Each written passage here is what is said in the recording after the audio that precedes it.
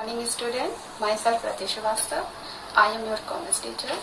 आज मैं आपको क्लास 9th कॉमर्स का फर्स्ट चैप्टर बही खाता या पुस्तपालन, अर्थ, उद्देश्य, लाभ तथा प्रणालियों के बारे में समझाऊंगी। इस चैप्टर को समझने से पहले सबसे पहले हमें ये समझना होगा कि बही खाता या पुस्तपालन क्या है तथा हमें इसकी आवश्यकता क्यों पड़ी। प्राचीन काल में क्या था, मनुष्य की आवश्यकताएं बहुत ही सीमित थी, जिसलिए वो वस्तु विनिमय के माध्यम से उन आवश्यकताओं को पूरा कर लेता था। व्यापार का क्षेत्र भी बहुत सीमित था, व्यापारिक लेन देन भी बहुत कम होते थे, इसलिए व्यापारी दिन प्रतिदिन के लेन देनों को भी क्या करता था, याद कर लेता था और हिसाब किताब को लिखने व रखने की जरूरत नहीं पड़ती थी। लेकिन धीरे धीरे क्या हुआ, मानव की सभ्यता का विकास होता गया, उसकी आवश्यकताएं भी बढ़ती गयी, जिस कारण वस्तु विनिमय के माध्यम से उन आवश्यकताओं को पूरा नहीं किया जा सका। इसलिए मुद्रा का आविष्कार एवं विकास हुआ। व्यापारिक लेन देन भी काफी अधिक मात्रा में होने लगे, क्यों उनको दिन प्रतिदिन के लेन देन को याद रखने में भी कठिनाई होने लगी। तो इसलिए हम लोगों ने हिसाब किताब को लिखने की आवश्यकता को महसूस किया।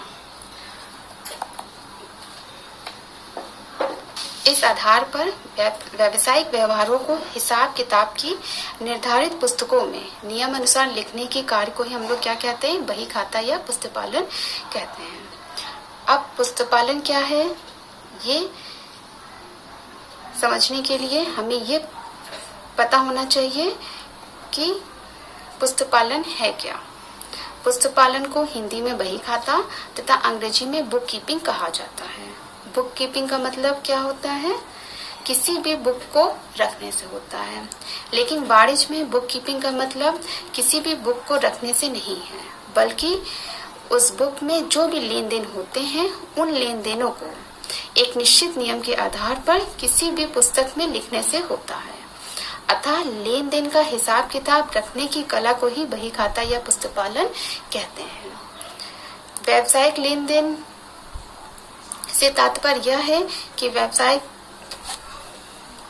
अर्थात सभी व्यापारिक लेन देनों को तिथिवार निश्चित नियमों व सिद्धांतों का पालन करते हुए लेखा पुस्तकों में लिखना ही पुस्तपालन कहलाता है।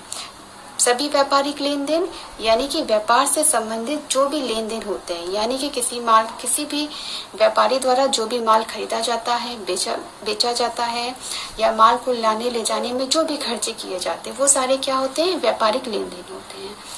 वो लेन देन जिस डेट को किए जा रहे हैं उस डेट को एक निश्चित नियम यानी कि जो लेन देन किए गए हैं वो डेबिट होंगे कि क्रेडिट होंगे को लिखने का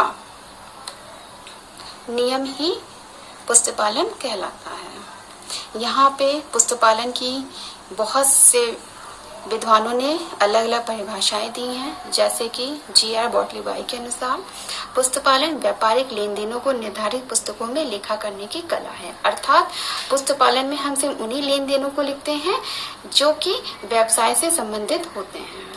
तो जॉन मैकनी के अनुसार पुस्तपालन का आशय सौदों को मुद्रा के रूप में नियमानुसार लिखना से है। अर्थात इसमें वही सौदे लिखे जाते हैं जिनको कि हम मुद्रा के रूप में व्यक्त कर सकते हैं। ऐसे सौदे जो मुद्रा के रूप में व्यक्त नहीं किए जा सकते पुस्तपालन में शामिल नहीं किए जा सकते। स्पाइसर एवं पैगलर के अनुसार पुस्तपालन व्यापारिक तथा अन्य लेन देनों को मुद्रा के रूप में लिखने की कला है, यानी कि व्यवसाय में जो भी लेन देन होते हैं जो कि मुद्रा से संबंधित होते हैं वो सारे क्या कहलाते हैं, पुस्तपालन में लिखे जाते हैं।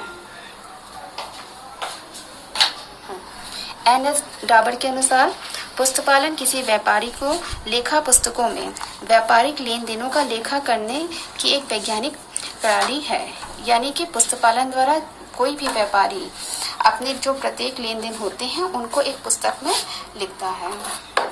कॉटर के अनुसार पुस्तपालन का आशय हिसाब को पुस्तकों में मुद्रा या माल के हस्तांतरण से संबंधित सभी व्यापारिक सौदों का लेखा करने की कला व विज्ञान से है।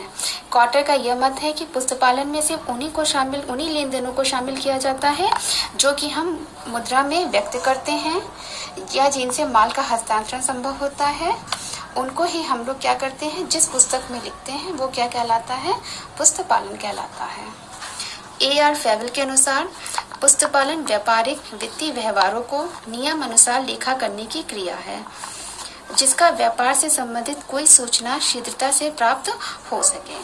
अर्थात पुस्तपालन में व्यापार से संबंधित जो भी वित्तीय लेन देन होते हैं, यानी कि जो धन से संबंधित लेन देन होते हैं, उनको नियम अनुसार हम लोग लिखते हैं। यानी कि वो लेन देन किस नियम के अनुसार डेबिट किए जाएंगे या क्रेडिट किए जाएंगे, जिससे कि व्यापार से संबंधित कोई भी सूचना हमें शीघ्र अतिशीघ्र प्राप्त हो सके। यानी कि व्यापार में लाभ हो रहा है कि हानि।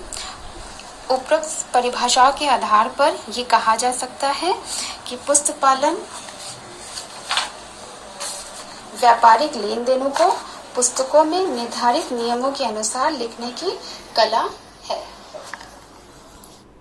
बच्चों, इसके बाद हमारा नेक्स्ट टॉपिक है बही खाता के मूल तत्व तथा विशेषताएं, जिनको कि हम आपको अपने नेक्स्ट लेक्चर में समझाएंगे। थैंक यू बच्चों।